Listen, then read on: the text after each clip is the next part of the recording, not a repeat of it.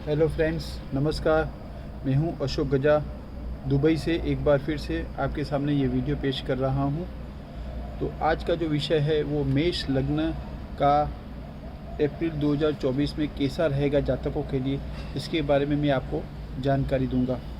जैसा कि आप लोग सब जानते ही हैं कि मेष लग्न का जो स्वामी है वो है मंगल, और मंगल जो है वो मकर राशि में उच्च का होता है, और वही मंगल जो है कर्क राशि में नीच का बनता है। ठीक है। अभी जैसे कि मेष लगन है, उसके लगन में ही बुध और बृहस्पति दोनों जो है विराजमान हैं। ठीक है। तो वो दो जो ग्रह है, जैसा कि आप लोग जानते ही होंगे कि बृहस्पति जो है वो शुभ ग्रह है, और बृहस्पति जो शुभ ग्रह है उसकी जो दृष्टि 3 होती है। एक तो पंचम स्थान पे दृष्टि है, दूसरी सप्तम स्थान पे दृष्टि है, और तीसरी जो है वो नवम स्थान पे दृष्टि है। शुभ ग्रह शुभ दृष्टि। ठीक है। और जहाँ पे जो बैठता है, जो पहला जो स्थान है वो है स्वास्थ्य का स्थान। जो पहला स्थान जो है काफ़ी बलवान है, जहाँ पे बैठता है काफ़ी अच्छा होता है, और जहाँ पे दृष्टि करता है उनकी शुभ दृष्टि होती है। मतलब ये है कि पंचम स्थान जो है वो है जैसे कि संतान का स्थान। पंचम स्थान जो है वो है आपके लव रिलेशनशिप का स्थान। पंचम स्थान जो है वो है आपके क्या बोलते हैं इसको, स्टडी का, शेयर बाज़ार का, लॉटरी का, ये और पिछले जन्म के कर्म का, ये सब जो है हम पंचम स्थान से देखते हैं। ठीक है।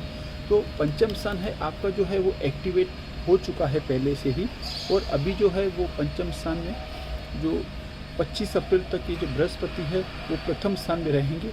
तो आपका जो पंचम स्थान जो है वो काफ़ी अच्छा है, मगर ऐसा कह सकते हैं कि पंचम स्थान का जो स्वामी सूर्य है, ठीक है, वो है 12वें स्थान में। तो जो स्टूडेंट्स हैं और उनकी अभी एग्ज़ाम है, वो अभी 14 अप्रैल तक थोड़ा ज़्यादा मेहनत करें तो उनके लिए बेहतर रहेगा। क्योंकि जब कोई भी ग्रह 12वें स्थान में, किसी भी ग्रह का स्थान 12वां स्थान जो है अच्छा नहीं माना जाता, तो मतलब ये है कि आपको ज़्यादा मेहनत करनी पड़ेगी।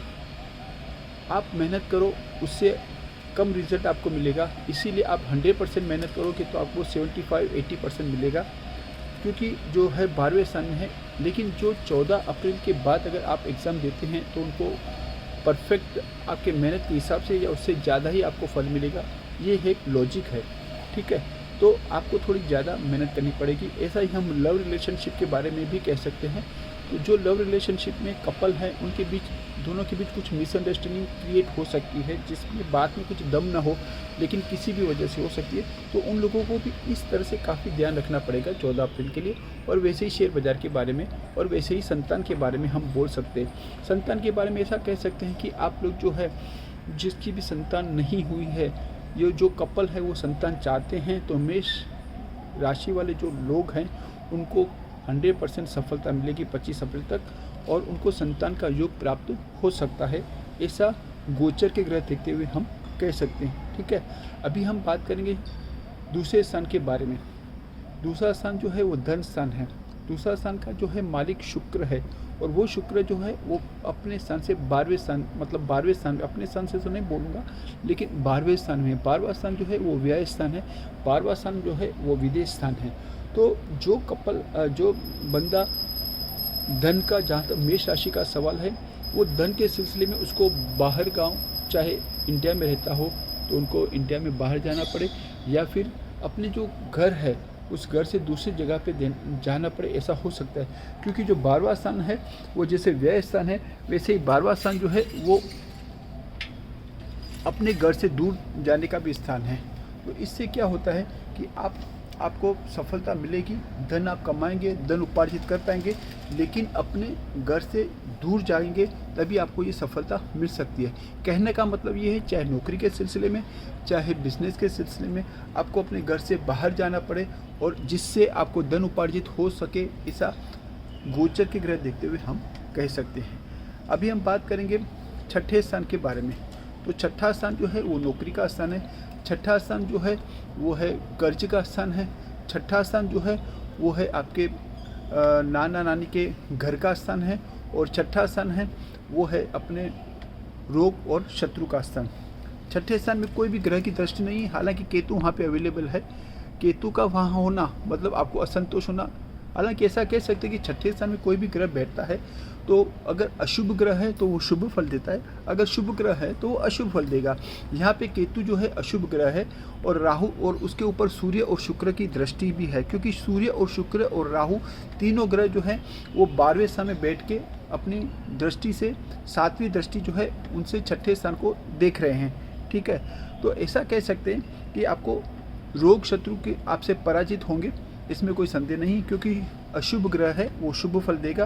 तो आपको जो है इससे लाभ होगा। अगर आपको किसी भी तरह की कुछ तकलीफ़ है, जो शारीरिक तकलीफ है, उससे आपको निवेड़ा आ सकता है, उसका कुछ भी रिजल्ट आ सकता है, उसका डायग्नोसिस परफेक्ट हो सकता है, जिसकी आप ट्रीटमेंट कराएंगे तो उससे फल हासिल हो सकता है। ऐसा कह सकते हैं, इन शॉर्ट ऐसा कह सकते हैं कि छठा स्थान काफ़ी है। हालांकि ऐसा कह सकते हैं कि छठे स्थान में जो है केतु होने की वजह से केतु एक असंतोष देता है, नौकरी से आपको असंतोष मिल सकता है, ऐसा कह सकते हैं। क्योंकि जो नौकरी के स्थान में जब केतु बैठता है उसको बॉस की वजह से या किसी भी वजह से उसको असंतोष होगा, असंतोष की वजह से उसको क्या है कि नौकरी करने में मज़ा नहीं आएगा, ऐसा कह सकते हैं। लेकिन आपको थोड़ा वेट करना पड़ेगा।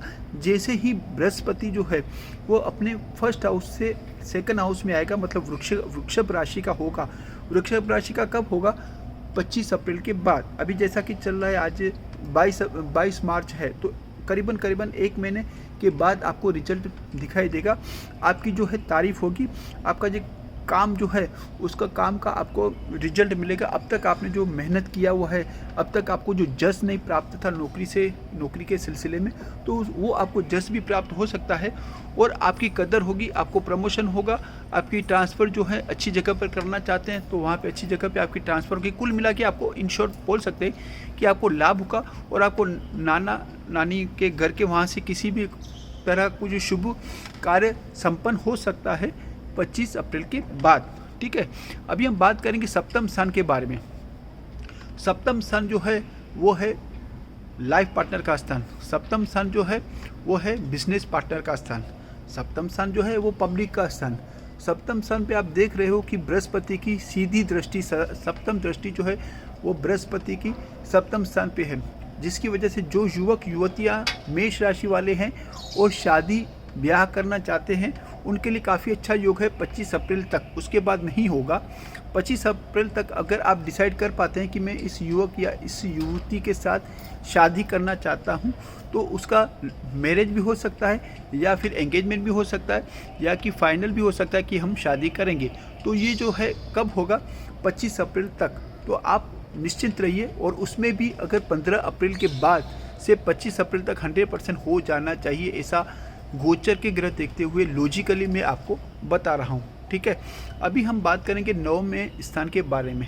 9वां स्थान जो है वो भाग्य का स्थान है। जैसा कि मैंने पहले कई बार वीडियो में बताया है कि बिना भाग्य के कुछ भी कार्य आप मेहनत करो, कितना भी करो, लेकिन भाग्य आपको जब तक साथ नहीं देगा तब तक आपका काम नहीं बनेगा। और भाग्य का जो है लेखा जोखा वो आपके कर्म के ऊपर होता है। अगर आप अच्छे कर्म करते हैं तो आपको भाग्य 100% आपको साथ देगा। अगर आपको भाग्य साथ देगा तो आपको कम मेहनत में अच्छा रिजल्ट मिलेगा। ये एक लॉजिक है। ठीक है, तो उस लॉजिक के हिसाब से आप चलेंगे तो मेष राशि के जातकों के लिए ऐसा कह सकते हैं कि बृहस्पति की 9वीं दृष्टि भाग्य स्थान पे होने की वजह से ये जो बृहस्पति आपके 9वें स्थान का जो मालिक है वो चंद्र राशि के ऊपर से अभी गुजर रहे हैं, मतलब गोचर में चल रहे हैं। इसकी वजह से आपका भाग्य आपको साथ दे रहा है, ऐसा कह सकते हैं। ये कब तक साथ देगा? ये 25 अप्रैल तक साथ देगा। तो 25 अप्रैल तक आपको भाग्य का साथ मिलता रहेगा। इसलिए आप कुछ भी कार्य करेंगे, मेहनत कम करेंगे, भाग्य आपको अच्छा साथ देगा। ठीक है, तो इस तरह से कह सकते हैं कि आपको जो बिजनेस से रिलेटेड जो कार्य हैं वो संपन्न हो जाएंगे। काफ़ी अच्छा समय आपका भी चल रहा है, ऐसा बृहस्पति के देखते हुए कह सकते हैं। अभी हम बात करेंगे 10वें स्थान के बारे में। 10वां स्थान जो है कारकिर्दी का स्थान है। 10वां स्थान जो है वो बिजनेस का स्थान है। 10वां स्थान जो है पिता का स्थान है। तो 10वां स्थान जो है इसका मालिक है शनि, और वो जो शनि है वो लाभ स्थान में बैठा हुआ है। लाभ स्थान एक अच्छा स्थान कहा जाता है। और वैसे भी शनि जो है वो 3, 6 और 11 में काफ़ी अच्छा रिजल्ट देते हैं, ऐसा कह सकते हैं। चाहे राहु हो चाहे शनि हो, अशुभ ग्रह इस तीन स्थान पे काफ़ी अच्छा फल देते हैं। गोचर में आपका शनि काफ़ी अच्छा चल रहा है। वैसे भी आपका जो है वो शनि जो आपका जो राशि का स्वामी मंगल है वो भी वहाँ पे 11वें स्थान में ही हैं और वो जो है पंचम स्थान को भी देख रहे हैं। कहने का मतलब है आप टेक्निकली काफ़ी साउंड बन जाएंगे, आपको काफ़ी मदद मिलेगी, आप काफ़ी अच्छी तरह से लाभ हासिल कर पाएंगे, ऐसा गोचर के ग्रह देखते हुए कह सकते हैं। कुल मिला के ऐसा कह सकते हैं कि आपको अभी जो है वो पंचम स्थान भी काफ़ी अच्छा एक्टिवेट हो चुका है, सप्तम स्थान भी काफ़ी अच्छा एक्टिवेट है, नौवां स्थान भी काफ़ी अच्छा एक्टिवेट है। कुल मिला के आपके इतने बृहस्पति की आपके ऊपर जो है भाग्य स्थान काफ़ी बलवान होने की वजह से आपके सारे कार्य सिद्ध हो जाएंगे, चाहे वो संतान के बारे में हो, पढ़ाई के बारे में हो, चाहे लव के बारे में हो, चाहे मतलब शादी के बारे में हो, चाहे भाग्य के बारे में हो। आपको काफ़ी अच्छी तरह से इसका रिस्पॉन्स मिलेगा और आप काफ़ी अच्छी तरह से पूरा अप्रैल का महीना तरक्की कर पाएंगे, ऐसा गोचर के ग्रह देखते हुए कह सकते हैं। आज के लिए इतना काफ़ी है। धन्यवाद।